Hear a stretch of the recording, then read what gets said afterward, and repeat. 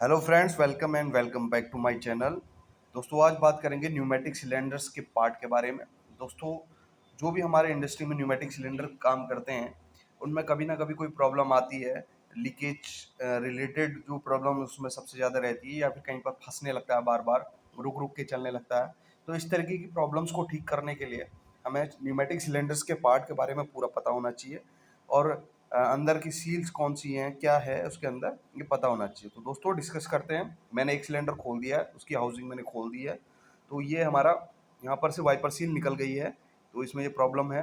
तो wiper seal को change करना है। तो बाद में मैं आपको दिखाऊंगा भी वाइपर सील कैसे लगी रहती है। तो पहले इसे खोल के मैं आपको दिखा देता हूँ कि ये देखिए, ये इसका फर्स्ट जो एंड एंड कैप है उसको मैंने खोल दिया है।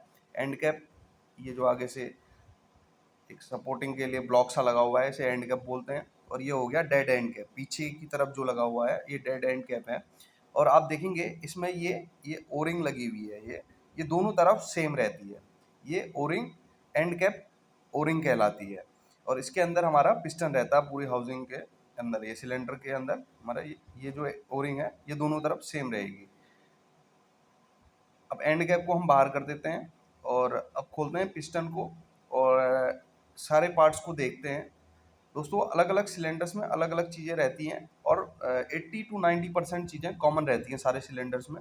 जैसे ये एक बहुत बड़ा सिलेंडर है, लंबी स्टॉक लेंथ का सिलेंडर है। इसमें थोड़ा सा कुशनिंग के लिए यहाँ पर आगे पीछे थोड़ा सा स्प्रिंग दिया हुआ है। तो मोस्टली सिलेंडर्स में आपको ये स्प्रिंग्स नहीं देखने को मिलेंगी। ये दोनों तरफ जो स्प्रिंग्स लगी हुई हैं इस तरीके की, और बीच का आपको ये पिस्टन देखने को मिलेगा। जो सील्स लगी हुई हैं, दो बैंड से काले बैंड, ये देखने को मिलेंगे। और ये स्प्रिंग टेंशन वाला जो आगे से आगे पीछे से थोड़ा सा लगा हुआ है, ये देखने को नहीं मिलेगा।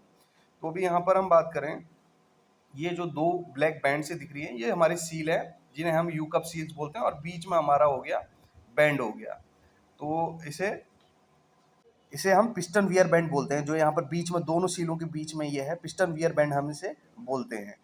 और इनके पीछे दो हमारे ब्लैक जो है वो तो हमारी सील है, यू कप सील बोलते हैं। इन दोनों को यू कप सील बोलते हैं। तो ये हो गया हमारा पिस्टन का पार्ट, जिसमें आपको मैग्नेटिक सील्स वगैरह भी देखने को मिलती हैं जैसे अलग अलग सिलेंडर्स में। तो इसमें ये रीड स्विच लगने वाला ये सिलेंडर नहीं है, तो यहाँ पर ये प्रेजेंट नहीं है। तो यहाँ पर हमारे ये हो गया दो ब्लैक जो बैंड है यू कप सील, और उसके बीच में वियर बैंड हो गया हमारा। तो हमारे जो पिस्टन का पार्ट है ये हमारा पूरा कवर होता है। इसके बाद अब इसके बाद जो एयर को सिलेंडर के साथ में जो इसकी बात करें, इसके अंदर देखें तो बहुत सारे सिलेंडर्स में यहाँ पर कुशन सील भी लगी रहती है। जस्ट इसके यहाँ पर आगे कोई देखने को मिल जाएगी। और इसके अंदर जो हमारा रहता है ये हमारा पिस्टन सील होती है, जो सारे सिलेंडर्स में हमारा पॉसिबल अंदर होगी। ये इसके अंदर बीच में फिट रहती है। ये यहाँ अंदर अंदर आप देखेंगे, इसके यहाँ पर वाइपर सील होती है, उसके अंदर आप देखेंगे जो बीच में हमारी रहेगी वो पिस्टन रॉड सील रहेगी, जो एयर को सिलेंडर से बाहर आने में मेन जो काम करती है वही करती है। वो आपके एयर को बाहर नहीं आने देती है, चाहे कोई भी सिलेंडर हो। यहाँ पर हमारा पिस्टन सील लगी ही होगी और इसके बाहर से हमारी वाइपर सील लगी रहती है। तो वाइपर सील को मैं लास्ट में आपको दिखा दूंगा। तो यहाँ पर अभी हमारा ये ये जो पार्ट है अंदर, यहाँ पर आप ये देखेंगे।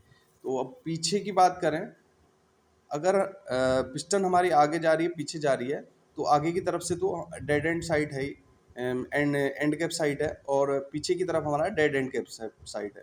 तो आगे की तरफ से क्योंकि पिस्टन आगे पीछे होता है, तो एयर को रोकने के लिए यहाँ पर सील लगी रहती है। और कुशन सील होगी तो दोनों तरफ से फ्रंट में आपको देखने को मिल जाएगी। कुशन सील इसमें और इसमें नहीं है, इसमें स्प्रिंग टेंशन दिया हुआ है, तो स्प्रिंग की वजह से कुशन सील की ज़रूरत नहीं है। तो यहाँ पर आप देखेंगे दोनों फेसों को मिला के देखेंगे ये लगभग सेम होंगे। तो लेकिन डेड एंड में साइड में आपको पीछे की तरफ सील की ज़रूरत नहीं है, क्योंकि यहाँ पर आपको पीछे एयर पास नहीं होनी है। पर एंड कैप साइड में जो फ्रंट साइड है उस पर आपको ज़रूरत पड़ती है। तो ये दोनों ही सेम है, सिमिलर आप दोनों को मिला के देखेंगे और दोनों में ही ओरिंग सेम पड़ेगी।